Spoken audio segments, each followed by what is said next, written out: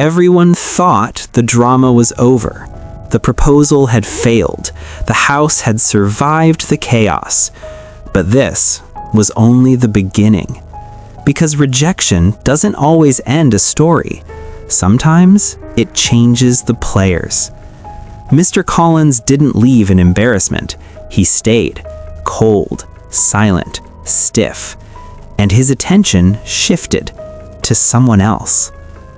Elizabeth felt the tension everywhere she went, at home, at breakfast, in every quiet look and forced silence.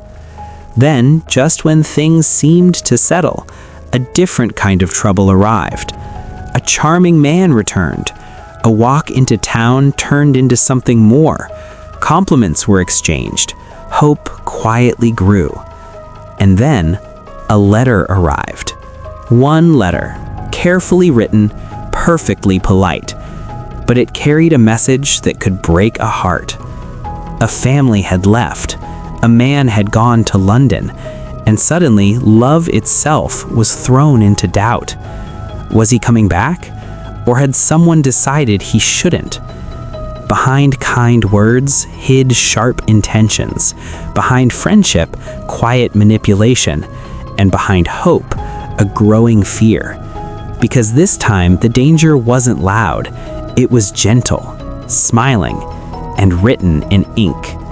And for Jane and Elizabeth, this letter would change everything. The house felt strangely heavy after the proposal ended. Not loud, not dramatic, just uncomfortable. Mr. Collins did not react the way anyone expected. He wasn't embarrassed. He wasn't broken. Instead, he grew cold. He barely spoke to Elizabeth anymore. When he did, his tone was stiff, his silence sharp, as if he had been personally insulted. The attention he once proudly gave her shifted completely.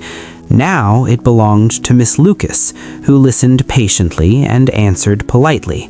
Her calm manners felt like relief to Mr. Collins, to the family, and especially to Elizabeth.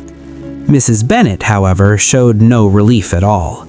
The next day, her mood was worse. Her nerves were worse. Her complaints were endless.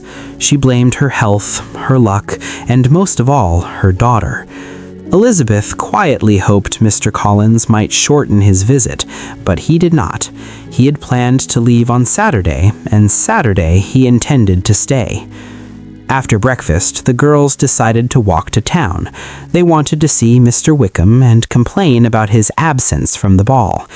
As soon as they reached Meryton, they met him. He joined them easily and walked beside Elizabeth, speaking with warmth and ease. Then he admitted something unexpected. He had stayed away on purpose.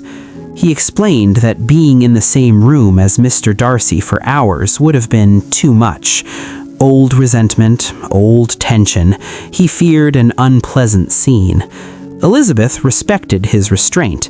It made him seem thoughtful and self-controlled. On the walk back, he paid her particular attention. Others noticed. Elizabeth noticed too. She felt flattered, and she welcomed the chance to introduce him to her parents. For a moment, everything felt hopeful. That moment ended when a letter arrived. It was addressed to Jane. Elizabeth saw the change in her sister's face the instant she began to read. Jane tried to hide it, tried to smile, but her mind was elsewhere. As soon as Mr. Wickham left, Jane asked Elizabeth to follow her upstairs. The letter was from Caroline Bingley.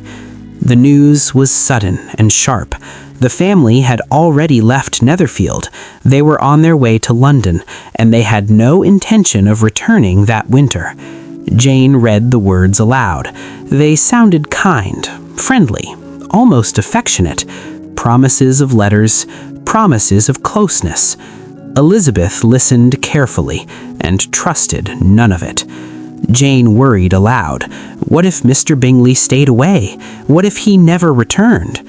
Elizabeth wasn't convinced. She believed he would come back, that his sisters couldn't control him. But then Jane read further. London. New company. Miss Darcy. Now the message was clear. Jane's voice trembled.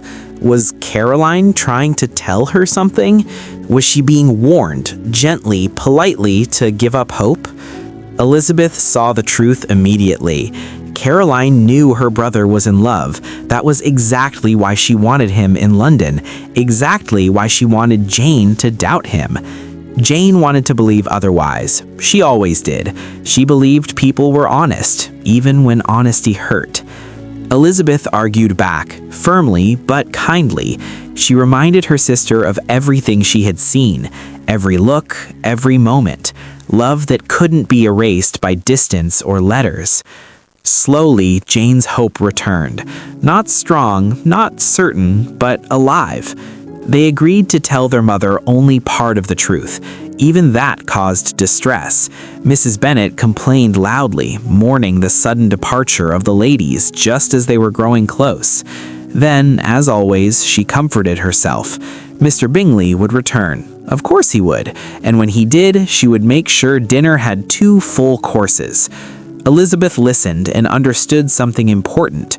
Some conflicts aren't shouted. They're whispered, written in careful words, hidden behind polite smiles.